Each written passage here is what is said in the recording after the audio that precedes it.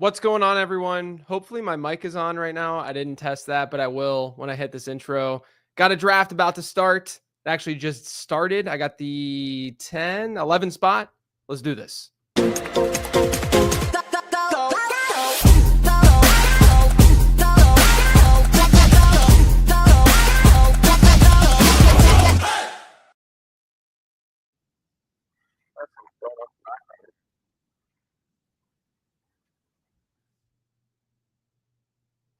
My live stream is playing somewhere and I'm going to hear an echo, so I'm going to put some.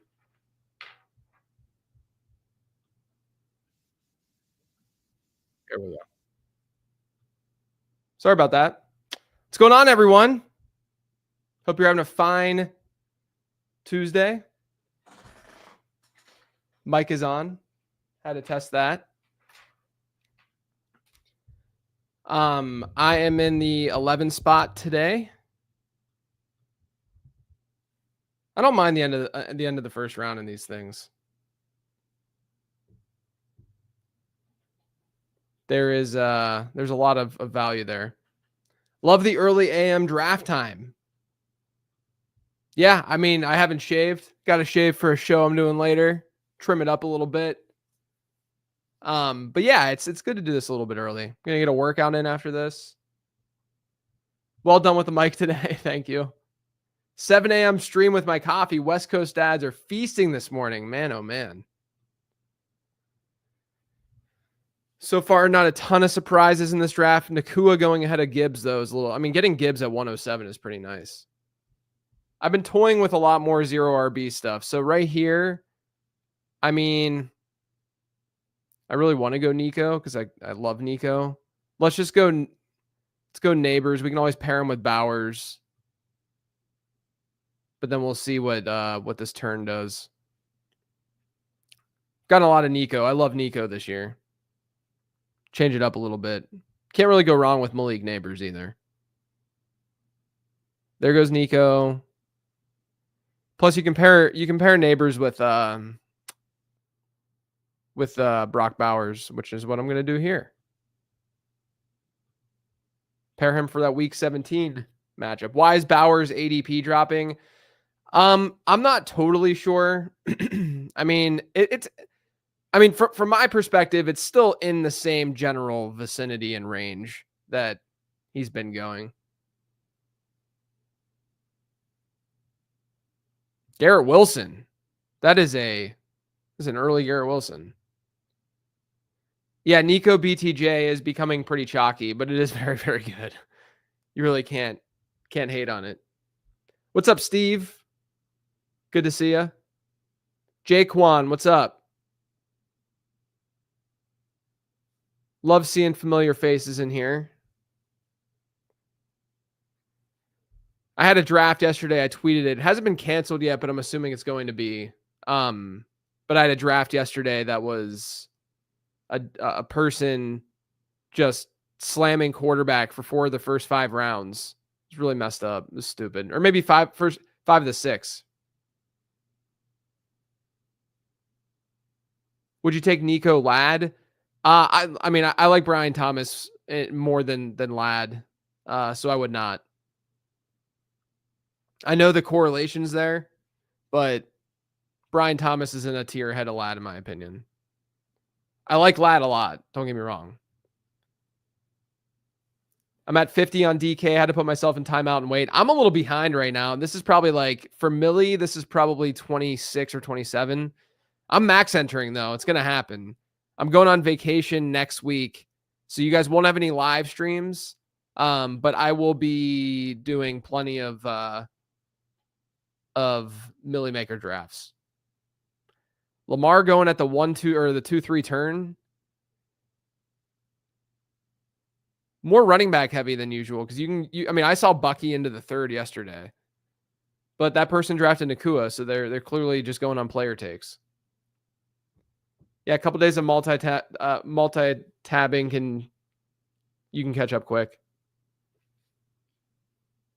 Yeah, I try not to. I mean, part of it is like I've been working at night on the draft guide. And it's nice. Like I'll now just kind of put this up on the side and just draft while I'm working on the guide. And now I'm in editing mode, so it's even easier to do that because I don't have to be as focused on the analysis part.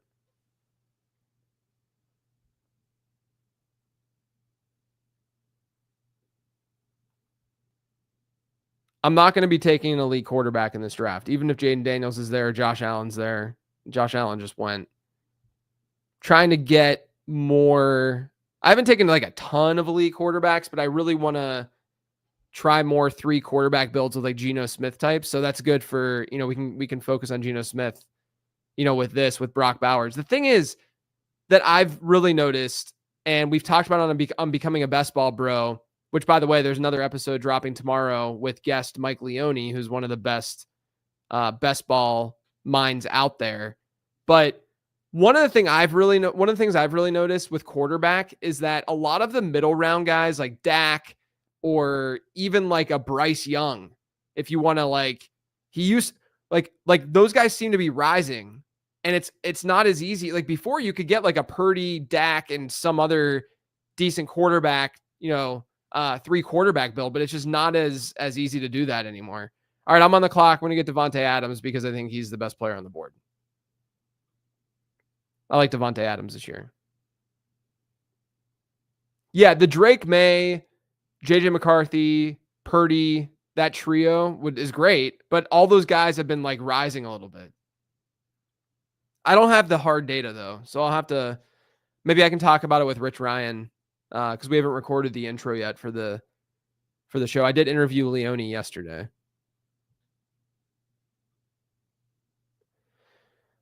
All right, so I think I'm just going to get Tyreek Hill. We're just going to keep rolling best player available here. This is kind of a hot start. Malik Neighbors, Devontae Adams, Tyreek Hill, and Brock Bowers. Achane just went 111 in your current draft, man. Yeah, I mean, that's the thing with Adams. Nick is bringing up, could you imagine Adams without Puka Nacua? And yeah, that's the thing is like, I feel like the contingent upside isn't even remotely baked into his ADP right now. Because his projection, I mean, my projections have Adams at like wide receiver 13 or something. So even then, like I can't, I don't know. I have a hard time drafting like Marvin Harrison Jr. over him.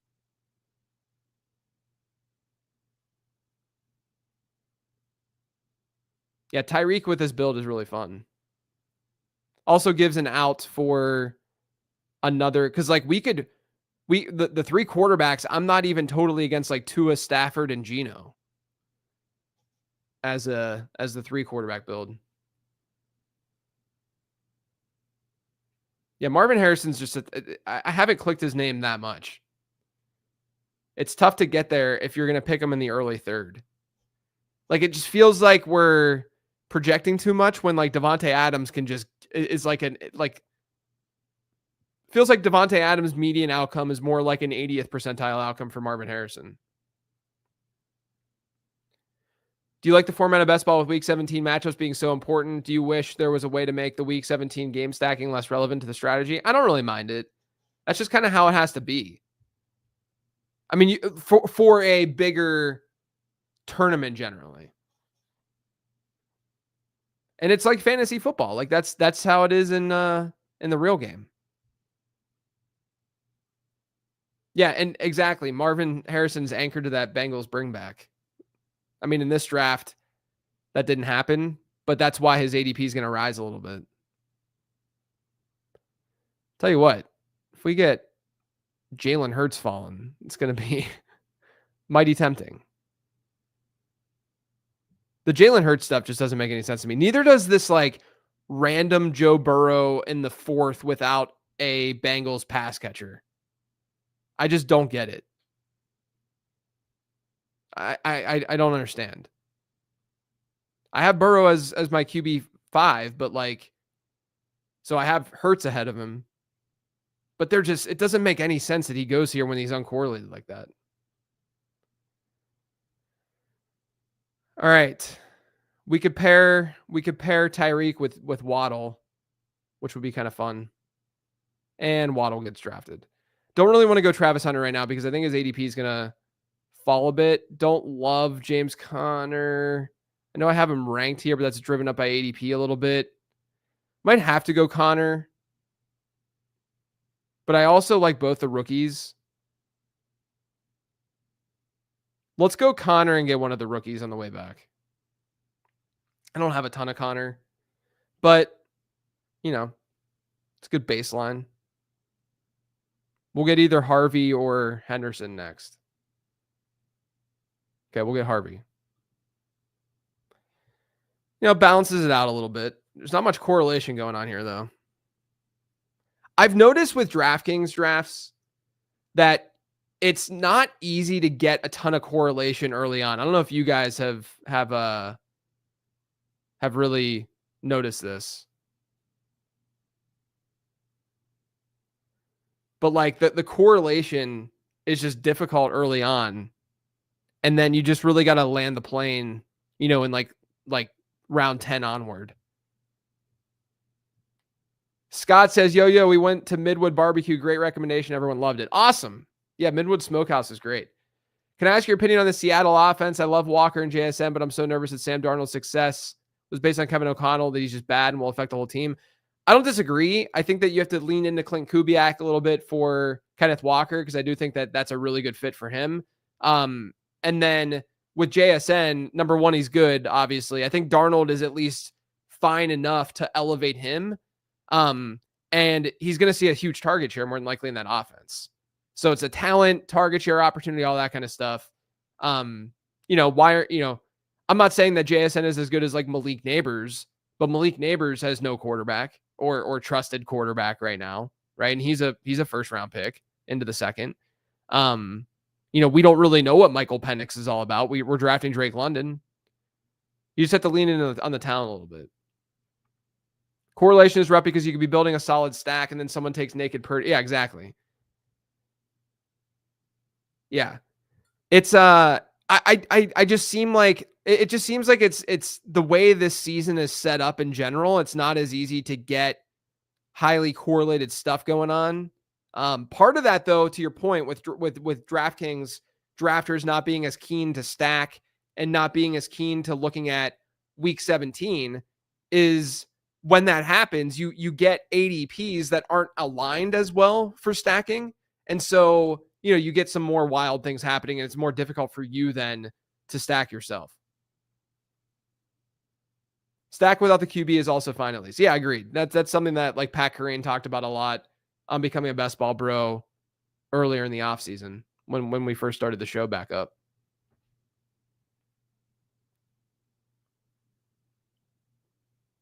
What's your ideal stack position mix?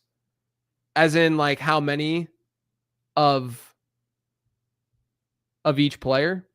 Like one quarterback, two wideouts, that kind of deal. I try to get a running back too, a couple wideouts. Yeah, usually QB plus two pass catchers and then maybe a running back as well. I talk about it a lot on the show that's dropping tomorrow with Leone. I don't think there's really an ideal. It just depends on the whoa, what the heck? Why did Justin Fields just go there? All right, Dunze would be fun. Wow. This is too good of a value for a Dunze. We got to get a Dunze here.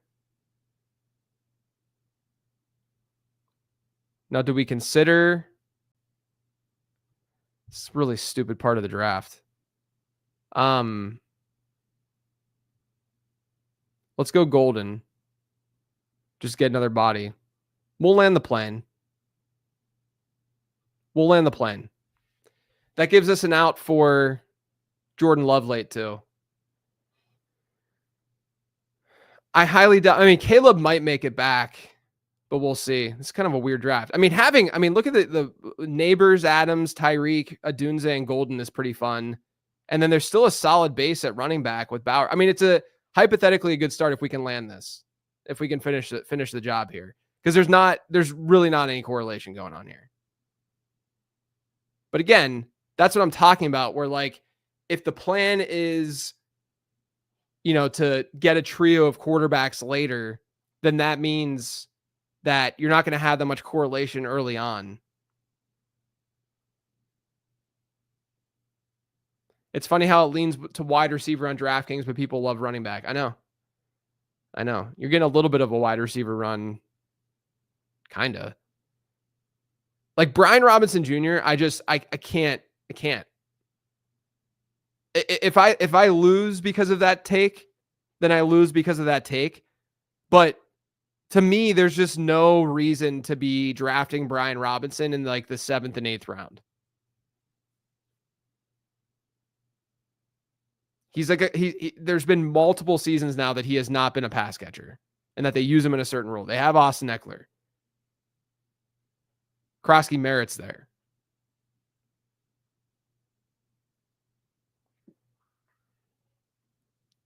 Yeah, I mean, he's a touchdown bet in general, but, you know.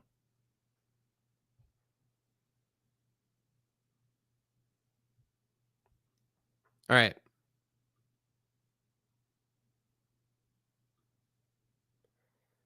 So look at ADP. Let me see the team at the end. So the team at the end has Jaden Daniels. So I could, and they don't have anyone from Chicago. Oh gosh, this quarterback run. Oh boy. Here we go.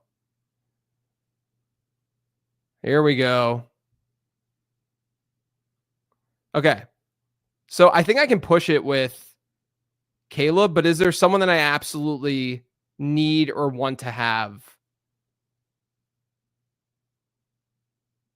I think I should just go Caleb because it's such a wild. Yeah, it's such a wild place. Nick says, don't push. We know how DK is. Yeah, it's true. All right. So we got Caleb. We don't have Dallas, so we don't want to go Dak.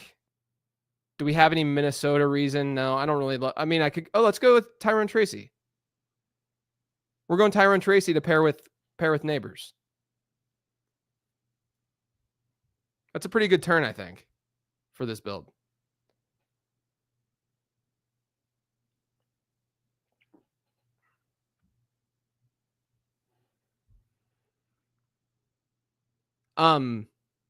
Yeah, we'll try to get Bird. Burden's been falling because of the injury, but we'll try to get Burden. We can even get Loveland. I'm still open to and this kind of team too. I'm still open to 3 tight ends as well because it's got a pretty decent foundation. Like I like the start. Thoughts on Tracy versus Scadaboo? I'm more in on Tracy. You know, a lot of the trends that I look at for season long, but obviously it translates to this, but a lot of the trends favor pass catching backs in the middle rounds who are year 2. So I think Tracy makes sense there. You know, his yards per route run last year wasn't as strong as I would like, but it wasn't in death sentence territory like Ramondre or Jordan Mason or Chuba Hubbard. Yeah, Loveland and Theo would be fun late. That's a good pairing.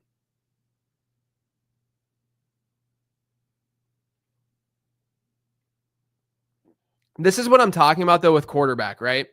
Where Kyler and Baker and Bo Nix, I mean, even Purdy to a degree, like they're a lot like Drake May's been rising, right? And I took Caleb here too, but I would put Caleb still in like in this tier. Like I think Caleb's a really good bet this year. But just a round later, you're getting CJ Stroud and Dak Prescott, and that's happening more and more frequently. That's what I was talking about at the top of the show. Because you're gonna get like Bryce Young coming up. And it's gonna make me feel panicked in a way because I'm gonna need to get Stafford or Geno and force it a little bit and feel like I need to force it a little bit, but it's only like a round later than Dak. And that sucks. That sucks.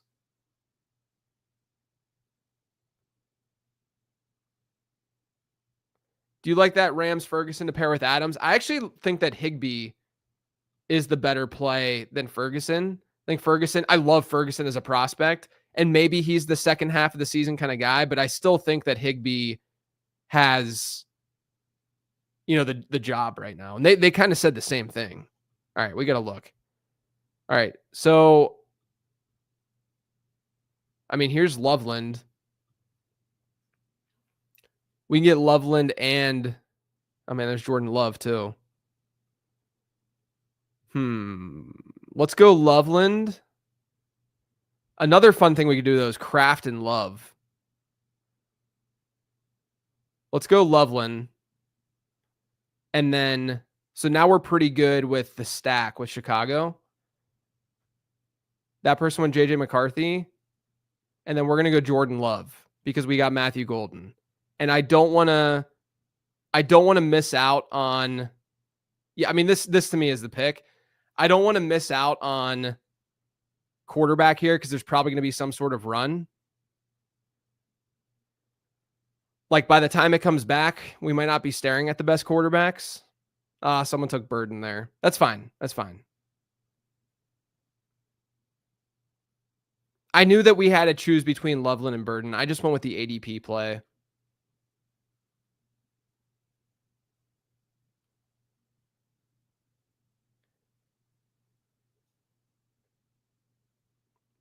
Yeah, double week 5 bye. Just got to get more like Geno to a Stafford. Exactly.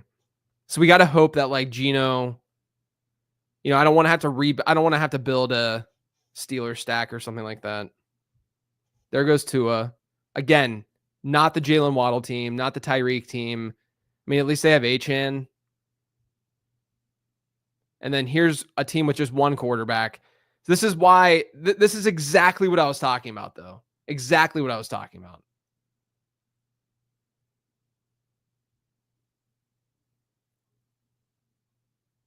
Because we got two quarterbacks on this with the same bye here, so it's a 3 quarterback build. But man, we got to hope that one of these two is there. And with the team, with the way that DK is, you know, like this team at the turn takes naked McCarthy and hasn't paired Daniels, right? Which means wild, wild west. We just have no idea what they'll end up doing. So I have to take a quarterback in the next round. And then we can keep building. Going back to the running backs and wide receivers. There's some crazy running back value on DK in like the 14th, 13th to 15th or so. Like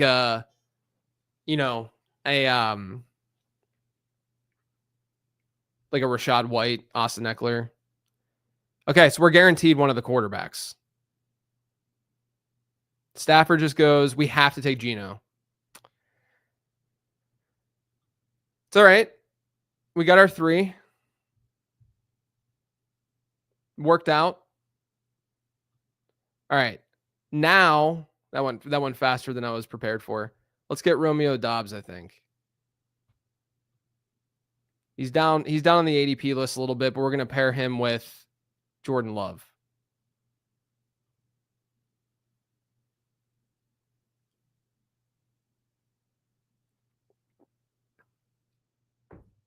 Do need some more running backs. We're a little bit thin. I just think Romeo Doubs is kind of a great value right now. We got him and Golden now with Love. We got a couple of Chicago pass catchers with Caleb. We don't have many bringbacks. We do have Geno with Brock, and then we have 2 Giants bringbacks, which is nice. But yeah, we could get Justice Hill late, which is a really good bring back for Green Bay. I love the Justice Hill bring back too, because if it is high scoring or if Green Bay gets out to a big lead, yeah, maybe we want them to throw a little bit more, but we know that it's more of a pass heavy, high scoring script potential if Justice Hill is on the field. But then there's also like Keaton Mitchell very late for Green Bay. So we can get a bring back at running back, hopefully, in that game. And then it's hard to get San Francisco. We're really looking at Isaac Orendo, which I think he's probably gone, yeah.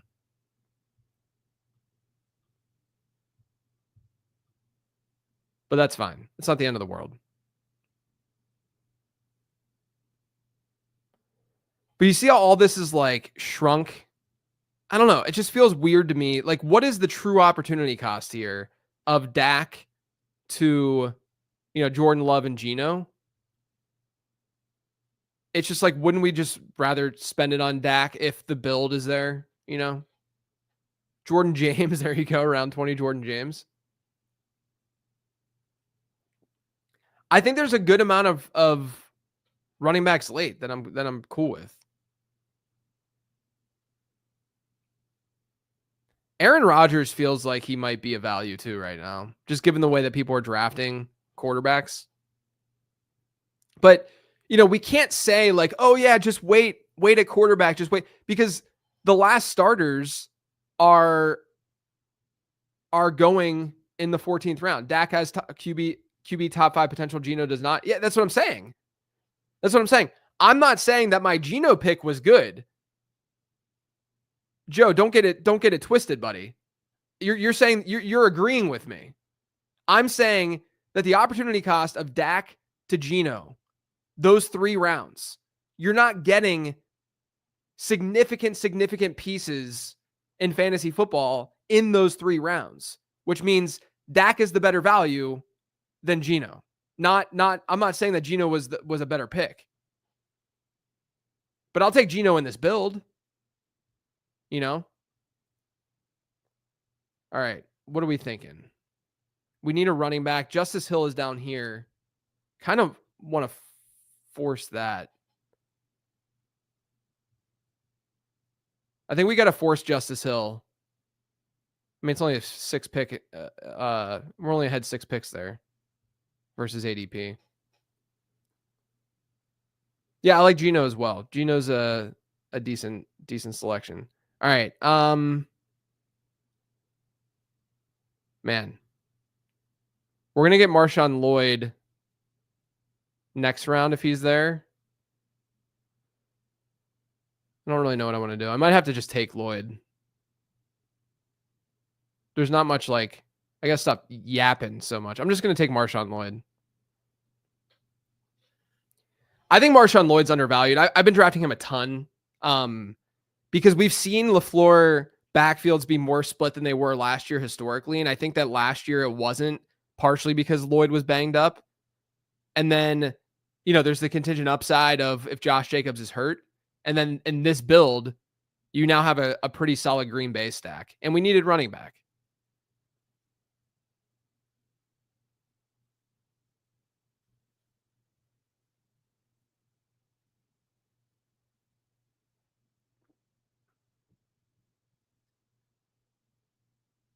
I'm cool with this.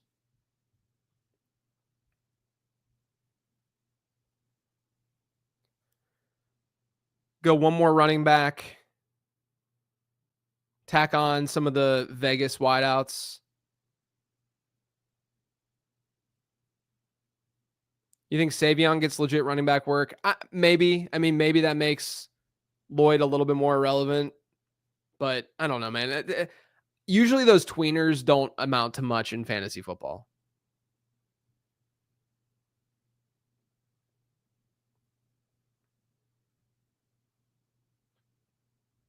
We're going to throw a random dart also at maybe a tight end 3. Maybe. I think Bowers and Loveland is probably enough capital, though.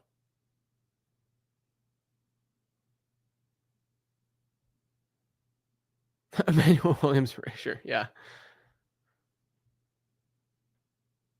All right. We gotta pay attention. Oh my gosh, someone just took Thornton. It's okay. We could take Trey Tucker. I'm just gonna get a body at running back that I like drafting in Jerome Ford. So we can be done there. Could have gotten Brashard Smith and run it back with Denver, but it's okay. And then could go Wicks. Could go Theo Johnson. Do we want a third tight end?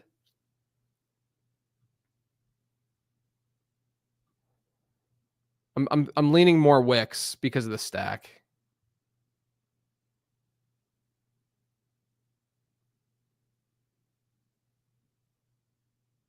I want Theo, I think. No, I want Wicks. I clicked at the very end. That's fine.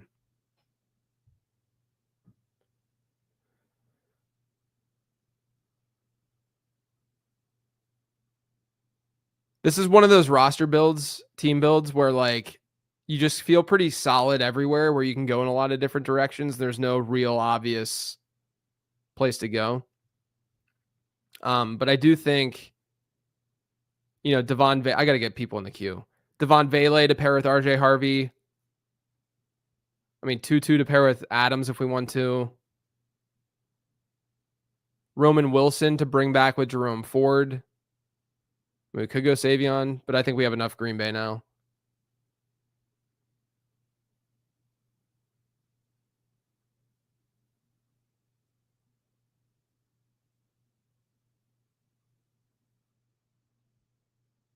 Yeah, I mean, I could have gone D-Hop. I'm just not a massive D-Hop believer.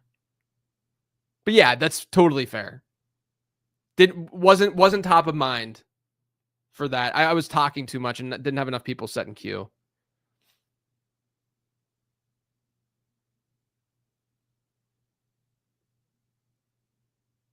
And I already have a bring back with Justice Hill, so I wasn't going to force that as much. I'd be shocked if Theo was still there, right? Yeah. There he goes. Just as I say it. Any tight ends we like? I mean, we could go. No, that's stupid. This might be a 2 tight end build.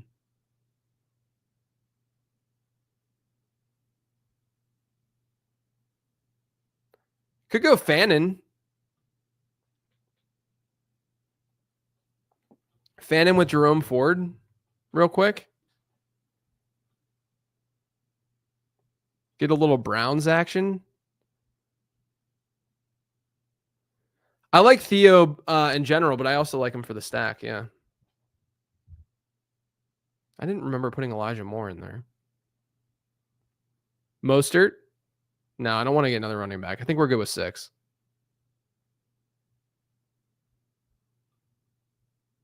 I like Vele a lot.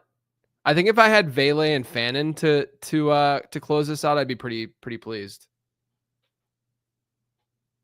So let's go Vele, who could just be the starting slot for them,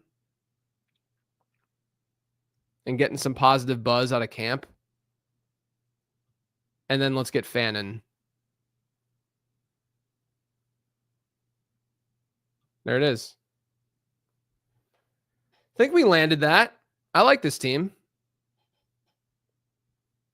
I like this squad. I don't know if Mostert. Look. I think that the chatter about Ashton Genty, being, or Pete Carroll talking about how there's gonna be a rotation. Go look at Marshawn Lynch's usage under Pete Carroll.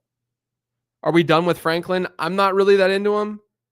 Vele, I think Vele outperformed him last year. He has a more solidified role, at least to start the year. Getting more camp buzz. Older, more experience. The dude's like 27. All right. To recap, we got Neighbors, Bowers, Adams, and Tyreek Hill. James Conner, RJ Harvey, Roma Dunze, Matthew Golden. So we had nothing stacked other than the game stack of Vegas and the Giants to start this draft. And then we get Caleb to pair with the Dunze, Tyrone Tracy to pair with the Vegas, Giants thing that we had going on early. Colston Loveland to go with the Bears stack that we had. Could have gone Kyle Monungai at the end, actually, instead of one of the other running backs. But regardless, Jordan Love to pair with Matthew Golden, Geno Smith to go with that Giants Vegas game, Romeo Doubs to pair with Jordan Love and Matthew Golden, Justice Hill as a bring back in that game for week 17, Marshawn Lloyd, another Packer, Jerome Ford as just another body that I think can get some receiving work this year. A lot of people are just kind of throwing Dylan Sampson into that role, but he wasn't that much of a pass catcher in college. Dontavian Wicks as another piece of that Green Bay stack. Devon Vele to pair with RJ Harvey, and Harold Fannin to pair with Jerome Ford. I think it's a pretty solid team.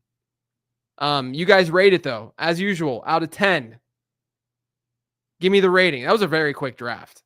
I would do more, but I need to head out of here. What do you guys think out of 10? This one, I think this is like my 5th live stream. I think this is probably my favorite live stream draft so far this summer. It's got, upside with some rookies. It has some stability at running back as long as James Conner stays healthy. There's still upside with the running back room. Justice Hill's a solid floor. We have contingent upside with Marshawn Lloyd. Joe doesn't like elite tight end, so 7.3. There's actually a good conversation about that on tomorrow's Becoming a Best Ball Bro, where we talk about how it's more viable on DraftKings than it is actually on other platforms. The triple stack, Bowers just gives me the ick in round 2. I don't know why. I don't know why people feel that way. It's been like I talked about it on the mailbag episode not long ago. But look, that's fine. If that's your critique, that's your critique, 7 to 8, don't know. Don't love the second running back spot in stacking Giants Raiders. Totally get it. We love 100 plus catches in full PPR. Yeah, exactly. I do love how this is to me like the standard build for DraftKings. Like this is the build that I think is optimal, but it's not the build that I'm always going to go with because, that's not the way that you should be drafting. It's just like optimal building. And I say optimal, maybe that doesn't mean Bowers and maybe you just get, 3 tight ends later. That's fine. I just mean optimal as in like more wide receiver heavy to start. You get some player, some pieces at running back that you feel fine enough about.